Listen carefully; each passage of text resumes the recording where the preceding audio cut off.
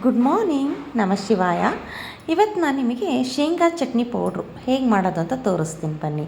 ಶೇಂಗಾನ ಚೆನ್ನಾಗಿ ಬಾಣಲೆಯಲ್ಲಿ ಹುರ್ಕೋಬೇಕು. ಹೇಗೆ ಹುರ್ಕೋಬೇಕು ಅಂದರೆ ಒಂದು 5 ಮಿನಿಟ್ಸ್ ಸಣ್ಣಗೆ ಸಿಮ್ಮಲ್ಲಿ ಇಟ್ಕೊಂಡು ಹಿಂಗೆ ಇದು ಮುಟ್ಟಿದಾಗ ಶೇಂಗಾ ಸಿಪ್ಪೆ ಬೇಗ ಅದು ಬಿಚ್ಕೋಬೇಕು. ಹಾಗೆ ಚೆನ್ನಾಗಿ ಹುರ್ಕೊಂಡ್ಮೇಲೆ ಅದು ಪುಡಿ ಮಾಡ್ಕೋಬೇಕು. ಏನೇನೆಂದರೆ ಶೇಂಗಾ, ಕರಿಬೇವು, ಒಂದು 8-10 ಬೆಳ್ಳುಳ್ಳಿ ಒಂದೊಂದು ಇರುತ್ತಲ್ಲ ಸಿಂಗಲ್ ಅದು, ಆಮೇಲೆ ಜೀರಿಗೆ, ಉಪ್ಪು, ಖಾರ ಪುಡಿ, ಬೆಲ್ಲ, ಇದನ್ನಿಷ್ಟನ್ನು ಹಾಕ್ಕೊಂಡು ಪೌಡ್ರ್ ಮಾಡ್ಕೊಳ್ಳಿ.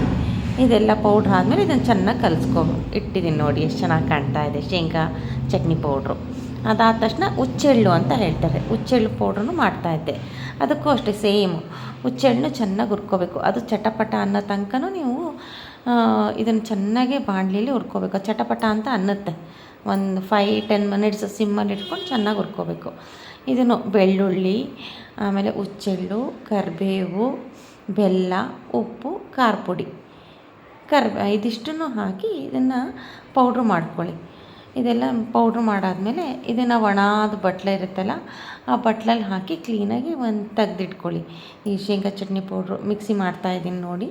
ಇದನ್ನು ತುಂಬ ನುಣ್ಣಗೆ ಮಿಕ್ಸಿ ಮಾಡಬೇಡಿ, ಹಾಗೆ ತರ್ಗಂಬರ್ಗ ಮಾಡ್ಕೊಳ್ಳಿ. ಇದಾಗಿದೆ ನೋಡಿ, ಶೇಂಗಾ ಚಟ್ನಿ ಪೌಡ್ರು ಮತ್ತು ಹುಚ್ಚೆಳ್ಳು ಪೌಡ್ರು ಎರಡೂ ಆಯಿತು. ಎಷ್ಟು ಚೆನ್ನಾಗಿ ಕಾಣ್ತಾ ಇದೆ. ಹಿಂಗೆ ತೆಗೆದಿಟ್ಕೊಳ್ಳಿ.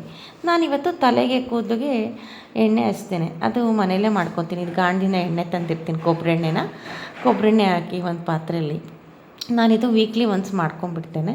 ಎಲ್ಲರೂ ಮನೆಗಿರೋರೆಲ್ಲ ಇದನ್ನೇ ಎಣ್ಣೆ ಉಪಯೋಗಿಸ್ತಾರೆ.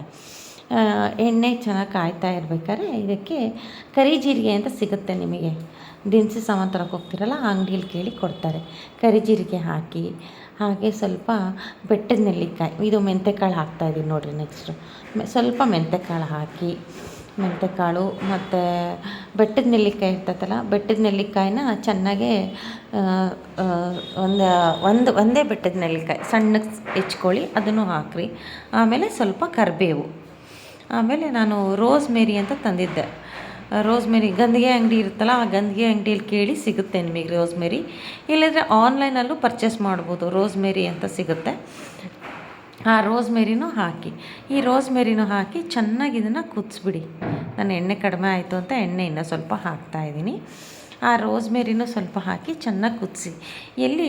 ಎಷ್ಟು ಕುದಿಸ್ಬೇಕು ಅಂದರೆ ಒಂದು 10 ನಿಮಿಷ ಆದರೂ ಸಿಮ್ಮಲ್ಲಿಟ್ಟು ಚೆನ್ನಾಗಿ ಕುದಿಸ್ಬೇಕು. ಇದು ಚೆನ್ನಾಗಿ ಕುದಿಸಿದಾಗ ಕುದ್ದು ಒಂಥರ ಹೊಗೆ ಥರ ಬರೋಕ್ಕೆ ಸ್ಟಾರ್ಟ್ ಆಗಿಬಿಡುತ್ತೆ. ಕುದೀತಾ ಇದೆ ನೋಡಿ, ಈಗ ಚೆನ್ನಾಗಿ ಕುದೀತಾ ಇದೆ.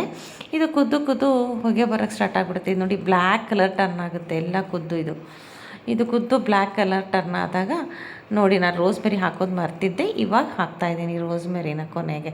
ಸ್ಟಾರ್ಟಿಂಗಲ್ಲೇ ಹಾಕಿದ್ರೂ ಚೆನ್ನಾಗಿ ನಾನು ಮರ್ತೋಗಿತ್ತು ಆ್ಯಕ್ಚುಲಿ. ಇದು ಕದ್ದು ಬ್ಲ್ಯಾಕ್ ಕಲರ್ ಆಗಿದೆ. ಇದನ್ನೇನು ನೀವು ಮತ್ತೆ ಇದಕ್ಕೂ ತೆಗ್ದಿಡಬೇಡಿ. ಇದೇ ದಬ್ರಿ ಅದಕ್ಕೆ ಇಟ್ಬಿಟ್ಟಿದ್ದೀನಿ ನಾನು ಆ ಪಾತ್ರೆನ ಎಣ್ಣೆ ಮಾಡ್ಕೊಳ್ಲಿಕ್ಕೆ ಅಂತ. ನೀವು ಹಚ್ಕೊಂಡೋಗ್ಬೇಕಾದ್ರೆ ಒಂದು ಬಟ್ಲದಲ್ಲಿ ಸೋಸ್ಕೊಂಡು ಹಚ್ತಾ ಬನ್ನಿ. ನಿಮ್ಮ ಕೂದಲು ತುಂಬ ಚೆನ್ನಾಗಿ ಬೆಳೆಯುತ್ತೆ. ಎಲ್ಲೆಲ್ಲಿ ಕೂದಲಲ್ಲಿ ನೆತ್ತಿ ಕಾಣ್ತಾ ಇರುತ್ತಲ್ವಾ, ಎಲ್ಲೆಲ್ಲಿ ಕೂದಲಲ್ಲಿ ತಲೆಯೆಲ್ಲ ಕಾಣ್ತಾ ಇರುತ್ತೆ, ಬುಡ, ಅಲ್ಲೆಲ್ಲ ಹಚ್ಕೊಳ್ಳಿ. ತುಂಬ ಚೆನ್ನಾಗಿ ಕೂದಲು ಬರುತ್ತೆ. ಆಮೇಲೆ ತಂಪು ಅನಿಸುತ್ತೆ ಎಲ್ಲ ಹಾಕಿರೋದಕ್ಕೆ. ತಲೆಯಲ್ಲಿರೋ ಹೊಟ್ಟು ಹೋಗುತ್ತೆ ಈ ಎಣ್ಣೆ ಹಚ್ಚೋದ್ರಿಂದ.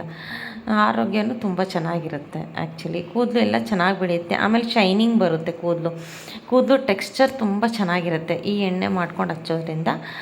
ನಿಮಗೇನಾರ ಇವತ್ತಿನ ಲಾಗ್ ಇಷ್ಟ ಆಗಿದ್ದರೆ ಲೈಕ್ ಮಾಡಿ, ಶೇರ್ ಮಾಡಿ, ಸಬ್ಸ್ಕ್ರೈಬ್ ಮಾಡಿ. Thank you. ಸಿಗೋಣ ನೆಕ್ಸ್ಟ್ ಲಾಗಲ್ಲಿ.